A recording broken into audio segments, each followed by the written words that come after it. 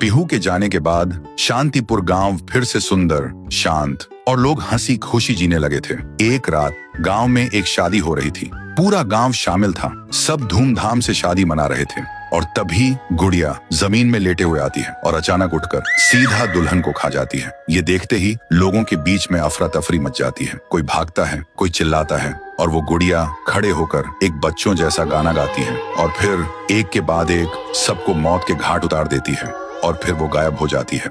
गांव फिर से कांप उठता है। सुबह सब लोग इकट्ठा होते हैं और कहते हैं वो भूखी लड़की वापस आ गई है। इस बार एक गुड़िया बनके लोग घुटनों के बल गिर जाते हैं और रो रो कर कहते हैं, हे भगवान हमें बचाओ। तभी गांव का मुखिया आता है और गुस्से में कहता है, चाहे वो कोई भी हो, है तो एक गुड़िया ही ना, आज रात मैं उसे खुद गाँव से निकालूंगा। फिर रात के ठीक 2:30 बजे मुखिया अपने 2 चेलों के साथ गांव के बीच खड़ा होता है और फिर वही धुआं छा जाता है और वही आवाज,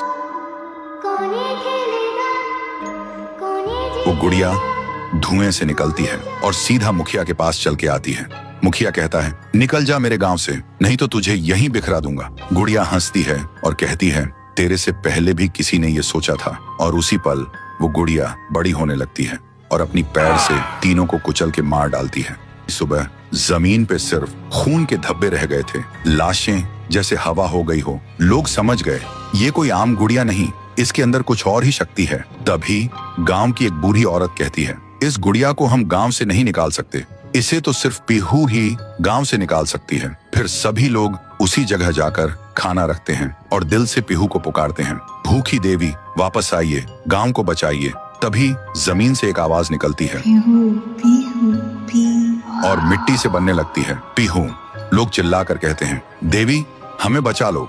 फिर रात होती है। वो गुड़िया गाना गाते हुए आती है, लेकिन अचानक पीहू उसके सामने आ जाती है। गुड़िया रुक जाती है। पीहू उसे पकड़ने जा रही होती है, लेकिन गुड़िया हवा में उड़ जाती है। पीहू भी उसके पीछे उड़ जाती है और अपनी आंखों से आग छोड़ के गुड़िया को जलाने की कोशिश करती है, लेकिन गुड़िया एक धुएं में छुप जाती है और फिर अचानक पीहू के पीछे आके उसे एक जोर का वार करती है। पीहू आसमान से जमीन पे आ गिर जाती है और फिर वो गुड़िया पीहू की शक्ति छीनने लगती है। पीहू की ताकत धीरे धीरे गुड़िया के पास जा रही होती है। कुछ देर बाद पीहू जमीन पे गिर जाती है। जब वो उठती है तो देखती है उसका शरीर धुंधला हो गया है और जब वो अपने आप को छू रही थी तो हाथ उसके शरीर के आर पार जा रहा था। वो वहीं गिर के रोने लगती है और जोर से चिल्लाती है, भैया, भैया, भैया। और उसकी आवाज सीधा उसके भाई के कानों तक पहुंचती है। तो दोस्तों, अगर आप देखना चाहते हो पीहू वर्सेस गुड़िया वर्सेस तुंग तुंग तुंग सहर, तो इस वीडियो को 1.5 लाख लाइक्स तक पहुंचाओ।